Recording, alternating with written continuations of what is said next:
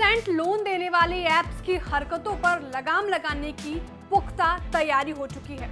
ये वही ऐप्स हैं जिन पर आपको झटपट पैसे तो मिल जाता है, लेकिन एक दफा पैसा ले लिया तो बाद में ये आपकी जिंदगी नर्क बना देते हैं। माने मनमाने ब्याज, पैसे चुकाने के बाद भी और पैसों की मांग, ऐसे चार्ज और फीस जिनके बारे में आपने कभी पहले सुना भी नहीं होता है। इतना ही नहीं, अगर आप पैसा चुकाने में एक दिन भी चूक गए तो समझ लीजिए कि आफत ही आ गई। घर परिवार, रिश्तेदार, यहाँ तक कि दोस्तों, कलीग्स को भी फोन करने लगते हैं ऐप वाले। गालियां, धमकियां, बेइज्जती, इस तरह के हैरेसमेंट का सामना करने वालों की तादाद लंबी है। हैदराबाद से लेकर दिल्ली तक कईयों ने तो इस बेइज्जती से तंग आकर सुसाइड भी कर लिया। खैर, लगातार शिकायतों के बाद आरबीआई इन पर सख्त हो गया है। पिछले साल से ही बैंकिंग रेगुलेटरी रिजर्व बैंक इन डिजिटल लेंडिंग एप्स को फिनटेक कंपनियों पर शिकंजा टाइट कर रहा है। नया कदम बुधवार को आया जब रिजर्व बैंक ने फिनटेक्स के लिए डिजिटल लेंडिंग गाइडलाइंस जारी कर दी। इन दिशा निर्देशों के आने के बाद से पूरे फिनटेक सेक्टर में हलचल भले ही मच गई हो, लेकिन एक कंज्यूमर के तौर पर आपके लिए ये कदम वाकई राहत देने वाला है। अब आप पूछेंगे कि भाई नए नियम क्या हैं और आम लोगों को इससे कैसे फायदा होगा। तो बात ऐसी है कि सबसे पहले तो रिजर्व बैंक ने थर्ड पार्टी को इस धंधे से बाहर कर दिया है। थर्ड पार्टी का रोल खत्म हो जाएगा। सभी लोन क्रेडिट ब्यूरो को बताने होंगे, ब्याज दर, दूसरे चार्ज भी बताने होंगे। सभी चार्ज सीधे बैंक को चुकाए जाएंगे। अपने आप नहीं बढ़ सकेगा क्रेडिट लिमिट। पूरा लेन देन बैंक और ग्राहक के बीच ही होगा। लोन का पैसा सीधे बैंक के खाते से ग्राहक के खाते में जाएगा।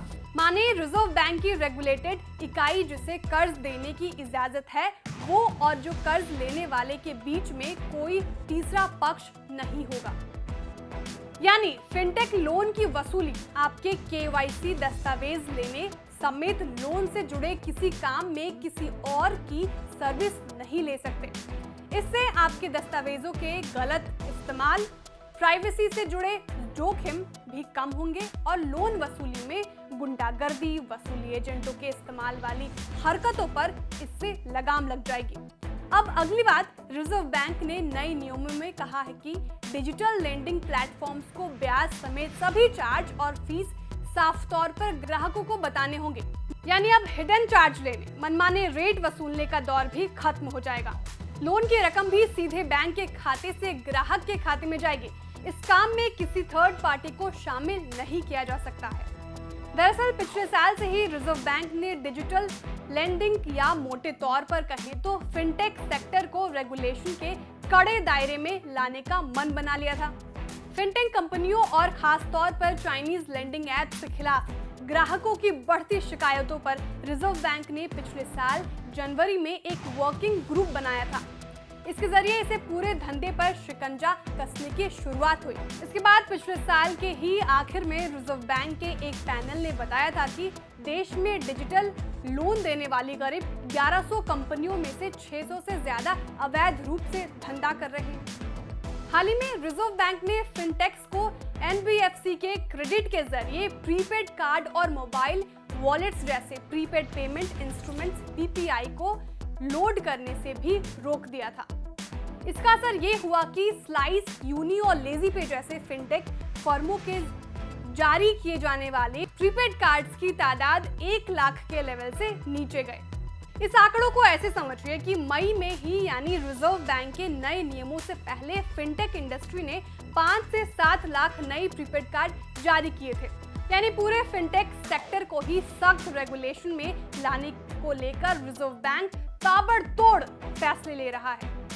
लेकिन अब सवाल ये आ रहा है कि क्या आम लोगों के लिए सबसे ज्यादा परेशानी का सबब बने चाइनीज लेंडिंग एप्स के धंधे पर भी इससे लगाम लगेगी? इसका जवाब ये है कि निश्चित तौर पर चाइनीज इंटेंस लेंडिंग एप्स के लिए कामकाज करना आसान नहीं रहेगा, लेकिन ये कारोबार पूरी तरह से रुक जाएगा, ये कहना जल्दबाजी होगी। हाँ, फिनटेक इंडस्ट्री जरूर आरबीआई की सख्ती से परेशान है। रिजर्व बैंक के ताबड़तोड़ नियम कायदे लाने से इंडस्ट्री कंप्लायंस के बुरे झंझट में फंस गई है। जाहिर बात है कि इनके लिए कारोबार करना आसान नहीं रहने वाला है। लेकिन आम लोगों के लिए रिजर्व बैंक की सख्ती जरूर एक राहत की खबर है। आपको हमारा वीडियो कैसा लगा कमेंट करके जरूर बताएं। वीडियो को लाइक और शेयर करना ना भूलें। ऐसे ही वीडियो देखने के लिए बिस्तक को सब्सक्राइब करें।